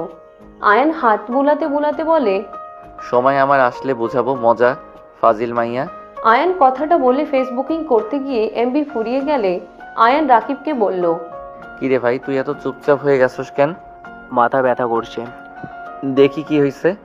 আয়ন উঠে পিছন থেকে রাকিবের মাথা টিপে দিতে লাগলো। রাকিব হেসে বলে উঠল, ছাড়, সামনের দিকে তাকিয়ে থাক। আয়ন রাকিবের মাথায় কিছুক্ষণ টিপে দিল। বাসার সামনে গেলে চারজন নেমে পড়ল। আয়ন ভিতরে চলে গেল। তুলি আয়নের দিকে তাকিয়ে বলে, আয়ান, রাকিব পার্টিতে যাবে কি? সবুজ, রাজু সবাই আসবে। তোমার ফ্রেন্ডেরা? যাবে। কখন? রাতে। ওকে, ঠিক আছে, রাতে তো কাজ নাই। ওকে। আয়ান রুমে চলে গেল। রাকিব আয়ান দুজন ফ্রেশ হয়ে নিল। দুইজন বসে থেকে কথা বলতে লাগলো। রাতে আয়ান রাকিব নিচে গেলে রাহেলা চৌধুরী বলে উঠে, আয়ান, কোথাও যাচ্ছ? জি, আমরা ফ্রেন্ডদের সাথে দেখা করতে যাচ্ছি। আয়ানকে ওরা কিভাবে চেনে? আয়ান আমাদের গ্রুপ মেম্বার, ওকে সবাই চেনে। রাকিব, আয়ান, তাড়াতাড়ি চলো, অনেকটাই লেট করে ফেলেছি। তিনজন বের হয়ে গেল। সারা রাত তিনজন সবার সাথে আড্ডা দিয়ে সকাল ভোরে বাসায় ফিরে আসলো। আয়ান রাকিব রুমে চলে গেল। দুইজন ঘুমিয়ে গেল। 10টায় ঘুম ভাঙলে দুইজন ফ্রেশ হয়ে নিল। ফ্রেশ হয়ে নিচে গেলে সবার সাথে কিছুক্ষণ আড্ডা দিয়ে খাবার খেয়ে নদী রাইসার সাথে বের হয়ে গেল। 1 মাস পর। আব্বু মা, তোমাদের বাসা পছন্দ হয়েছে? হ্যাঁ বাবা, অনেক পছন্দ হয়েছে। আমি ভাবতে পারিনি তুই আমাদের নিয়ে চলে আসবি। তোমাদের ছাড়া একাই শহরে থাকা সম্ভব না। আচ্ছা আসো, তোমাদের সব দেখিয়ে দেই। আয়ান সবকিছু দেখিয়ে দিতে লাগলো। হঠাৎ করে কলিং বেল বেজে উঠলে আয়ানের মা খুলতে যাবে। আয়ান বলে, মা তুমি আব্বু বসো, আমি দেখছি এই সময় আবার কে আসলো। রাকিব হইতে পারে। আয়ান কথাটা বলে দরজা খুলতে নদী সোজা আয়ানকে জড়িয়ে ধরে গালে কিস করে বলল, জান, আমি তোমার কাছে থাকার জন্য চলে এসেছি। কেমন সারপ্রাইজ দিলাম। আয়ান নদীকে তাড়াতাড়ি করে সরিয়ে দিলে নদী আয়ানকে আবার ধরতে যাবে। আয়ান ইশারা করলে নদী আয়ানের মা বাবাকে দেখে চমকে গেল। আয়ান পিছনে ঘুরে তাকাতে আয়ান বলে ওঠে, নদী, আমার মা আর আব্বু ওনাদের সালাম করো। আয়ানের কথা শুনে নদী তাড়াতাড়ি করে মাথায় কাপড় দিয়ে বলল, আসসালামু আলাইকুম আঙ্কেল আন্টি, কেমন আছেন? ওয়ালাইকুম আসসালাম, ভালো। কথাগুলো বলে আয়ানের দিকে তাকাতে আয়ান তোতলাতে লাগলো। হঠাৎ করে আয়নের পেছনে রাহেলা চৌধুরী, শফিক চৌধুরী, রাতুল, তুলি, রাইসা, সাথে রাইহান খান তার স্ত্রী আতিয়া চলে আসলো। আয়ান পিছনে ঘুরে তাকাতে চমকে গেল। আতিয়া বলে উঠল, হ্যাপি বার্থডে ভাইয়া। ধন্যবাদ বনু, আপনারা সবাই ভিতরে আছেন। আয়ানের কথা শুনে সবাই ভিতরে ঢুকলো। আয়ান ঢোক গিলতে লাগলো। আয়ান তোতলাতে তোতলাতে বলে, আব্বু প্লিজ রেগে যাইয়েন না, আমি আপনাকে বুঝিয়ে বলছি। তোতলানো বন্ধ করে বলো কি হচ্ছে। তোমার সাথে একটা মেয়ে কিভাবে এমন নোংরামি করতে পারে? আমার কথার উত্তর দাও। তুমি শহরে এসেছো, নোংরামি শুরু করেছো? আব্বু প্লিজ প্লিজ ভুল বোঝেন না, আপনি যা ভাবছেন আসলে কি আয়ান, আমরা নিজের চোখে দেখেছি। ওই মেয়েটা তোমাকে, আমার ভাবতে ঘৃণা হচ্ছে, নিজের উপরে রাগ হচ্ছে। তোমাকে মানুষ করতে পারলাম না। আব্বু চুপ করো। আয়ান আর কতদিন চুপ থাকবে? হ্যাঁ, সত্যিটা বলো ওনাদের। আপনি আয়নের আব্বু, আপনি আয়নের আম্মু। আয়নার মা, চলো এখানে আমি 1 মিনিট থাকতে পারবো না। তোমার ছেলে তোমার জন্য খারাপ হয়েছে। আরো মাথায় তুলে ছেলেকে কতবার বলেছি, বেশি মাথায় তুলো না। রেগে চলে যেতে নিলে আয়ান দৌড়ে গিয়ে দরজা লাগিয়ে দিল। আয়ান চোখ বন্ধ করে ভয়ে ভয়ে বলল, আব্বু মা, তোমাদের আমি কিছু বলতে চাই। আমি জানি তোমরা অনেক কষ্ট পাবে, কিন্তু আমি মন থেকে বলছি, আমি তোমাকে অনেক ভালোবাসি। কি কথা বলবে যে আমরা কষ্ট পাবো? আব্বু, এখানে লাল পোশাক পরা মহিলাটা আমার জন্মদাত্রী মা, আর এই সাইডে কালো শার্ট পরা উনি আমার জন্মদাত্রীর পিতা। কিন্তু ওনারা দুইজন আলাদা থাকেন। ওনাদের দুইজনের ফ্যামিলি আছে। আম্মু পাশে যাকে দেখছেন উনি আমার নতুন আব্বু, আর ছেলেটা আমার ছোট ভাই। আর এইদিকে যে মহিলাটাকে দেখছেন উনি আমার নতুন আম্মু, আর তার পাশে আমার বোন। আয়ানের কথা শুনে আয়ানের আব্বু থমকে গেল, কয়েক পা পিছিয়ে গেল। আয়ান চোখ খুলতে দেখে আয়ানের আব্বু পড়ে যেতে নিতেই আয়ান সাথে সাথে ধরে ফেলল। আয়ান বলে উঠে, আমাকে ভুল বুঝবেন না, আমি আপনাদেরকে ভালোবাসি, আমি আপনাদের সন্তান। না, তুমি আমাদের সন্তান না। তুমি চাইলে তোমার ফ্যামিলির সাথে চলে যেতে পারো। আমাদের মতো গরিব মানুষদের সাথে থেকে নিজের কোনো ইচ্ছে স্বপ্ন পূর্ণ করতে পারবে না। আব্বু, আয়নার মা, সরি, চলো আমরা গ্রামের মানুষ, গ্রামে যাওয়া ভালো। আয়ান তার ফ্যামিলিকে পেয়ে গেছে, আমাদের দায়িত্ব শেষ। আয়ানের আব্বুর চোখে পানি টলমল করছে। আয়ানের মা আঁচলে মুখ চেপে কান্না করতে লাগলো। আয়ানের কাছে এসে বলল, অনেক বকাঝকা করছি, পারলে মাফ করে দিস বাবা। আর তোর বাবা মায়ের সাথে ভালো থাকিস, আর নিজের রাগটা জেদটা কমাস বাবা। নিজের বাবা মায়ের মনে কখনো কষ্ট দিস না। তাছাড়া আলাদার জন্য কখনোই তাদেরকে ছোট করবি না। মানুষের জীবনে অনেক কাহিনী ঘটে, সেটা নিয়েই তাকে ছোট করতে নাই। মা তোমরা কি শুরু করলে? ভাইজান, ভাবি, দয়া করে আয়ানকে ভুল বুঝবেন না। আমরা আপনাদের সন্তানকে কেড়ে নিতে আসি নাই। জন্ম দিলে মা বাবা হওয়া যায় না। আমরা তো শুধু ওকে জন্ম দিয়েছি, আপনারা তো ওর আসল বাবা মা। আপনি ওকে যে শিক্ষা, যে ভালোবাসা দিয়ে বড় করেছেন, সেটা আমরা কখনো হয়তো দিতে পারতাম না। আয়ান আপনাদের দুজনকে অসম্ভব ভালোবাসে। আয়ান সবসময় আপনাদের কথা বলে। হ্যাঁ, আয়ানকে আমরা শুধু জন্ম দিয়েছি, আমরা ওর বাবা মা হওয়ার যোগ্য না। আপনারা ওর বাবা, আপনারা ওর বাবা মা। আপনাদের কাছে একটা অনুরোধ, ওকে আমাদের সাথে দেখা করার সুযোগ দিয়েন। এর থেকে বেশি কিছু আমাদের আর কিছু চাওয়ার নাই। আয়ানের আব্বুর হাত ধরলে কথাগুলো বলে আয়ানের মা বাবাকে বুঝাতে লাগলো। আয়ানের বাবা মা আয়ানকে জড়িয়ে ধরে বলে, আপনাদের কি বলে ধন্যবাদ দিব আমি জানি না, আর আমাদের থেকে অনুমতি নিতে হবে না। আপনারা ওর আসল বাবা মা। আইনের উপরে আপনাদের সম্পূর্ণ অধিকার আছে। হ্যাঁ, আয়ানের আজ থেকে 3টা আম্মু, 3টা আপু, সবার ওর উপরে সমান অধিকার আছে। আয়ান দায়িত্ব কিভাবে তার বাবা মায়ের দায়িত্ব পালন করবে। আয়ান ওর মাকে জড়িয়ে ধরে বলে, আমার মাইয়াটা হুদাই আমাকে ভুল বুঝে কান্না করে, একবার তো আমার কথা শুনবে নাকি? দুঃখিত। কি মা শুনি? দুঃখিত বললাম তো। আব্বু কিছু শুনছেন? আয়ানের কথা শুনে আয়ানের মা কান ধরে বলতে লাগলো, আমাকে নিয়ে মজা নিস? বাপ বেটার খবর করে ছাড়বো। নিজের ভুল স্বীকার করছি, ভালো লাগে না নাকি? মা কান ছাড়া ব্যথা লাগছে। আমি আব্বু অন্য কারণে হাসছি, তাই না আব্বু? হ্যাঁ, আর আমি কিছু জানি না। আয়ান ফিক করে হেসে দিল। আয়ানের মা নদীর দিকে তাকাতে বলে উঠে, ওটাই তোর গার্লফ্রেন্ড? হ্যাঁ, আমার গার্লফ্রেন্ড। দেখো তো পছন্দ হয় নাকি? না হইলে বিয়ে করব না। আয়ানের কথা শুনে নদী বাদে সবাই হেসে দিল। আয়নের মা বলে উঠে, জানি না মেয়েটা কেমন ব্যবহার, বাট ওকে বিয়ে করা লাগবে। তোদের যে অবস্থা দেখলাম, ছি ছি ছি। মা, তুমি যদি রাজি থাকো তাহলে বিয়েটা করে নিব। আমি বিয়েতে রাজি না। কি? দুজন ফাজলামি বন্ধ করবি? আর আয়ান, মিথ্যা বলা বন্ধ করে ওনাদের সত্যিটা বল। রাহেলা চৌধুরীর কথা শুনে ওর বাবা মা ভুরু কুঁচকে তাকালো। আয়ান বলে ওঠে, দুইজন জানি না আবার কিভাবে নিবে। আসলে ওর নাম নদী, সম্পর্কে আমার মামাতো বোন হয়। বাট যখন ইন্টার ফার্স্ট ইয়ারে ভর্তি হয়ে ঢাকা এসেছিলাম তখন আমি ওনাকে বিয়ে করি। আমি সব কিছু প্রথম থেকে খুলে বললে বুঝতে পারবে। আয়ান প্রথম থেকে সবকিছু খুলে বলতে লাগলো। আয়ানের কথা শুনে রাহেলা চৌধুরী আয়ানকে জড়িয়ে ধরে বলে উঠে, আমাকে ক্ষমা করে দে বাপ, আমি যে নিরুপায় ছিলাম। আমি জানতাম ও না তুই বেঁচে আসিস বাবা। আমার সব দোষ। নিজের মা বোনকে অতিরিক্ত গুরুত্ব দিয়ে আমার সন্তান সব কিছু আমি হারিয়ে ফেলেছিলাম। আমি অন্ধবিশ্বাসী ছিলাম। রাহেলা, আমাকে তুমি ক্ষমা করে দিও। আমি তোমার সাথে অনেক অন্যায় করছি। আর জুলি, তুমিও আমাকে ক্ষমা করে দিও। আমি সেম কাজটাই প্রতিদিন তোমার সাথে করছি। আমি তোমার উপরে রেগে নাই। আমি যা পেয়েছি এতে আলহামদুলিল্লাহ। আমি অনেক সুখে আছি। আমি আমার মনের মতো হাজবেন্ড পেয়েছি। শফিকের মতো হাজবেন্ড পাওয়া ভাগ্যের ব্যাপার। আমি লাকি যে ওকে স্বামী হিসেবে পেয়েছি। রাহেলা চৌধুরী শফিকের হাত ধরলো।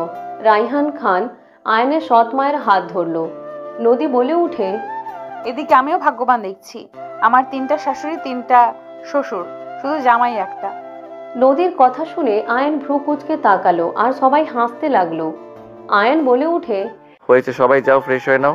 সবাই যার যার রুমে চলে গেল। রাতে সবাই আড্ডা দিয়ে খাবার খেয়ে যার যার রুমে চলে গেল। রুমে গেলে নদী দরজা লাগিয়ে দিল। আয়ন ভ্রু কুঁচকে তাকাতে নদী বলে উঠে, এইভাবে কি দেখো জান? লুচ্চিদের মতো করছো কেন? নদী আয়নের কথা শুনে কাছে গিয়ে ধাক্কা মেরে খাটের উপর ফেলে দিয়ে আয়নের উপর ঝাঁপিয়ে পড়ল। আয়ন খুশিতে নদীকে ধাক্কা দিয়ে নিচে ফেলে ঝাঁপিয়ে পড়ল। বাকিটা ইতিহাস।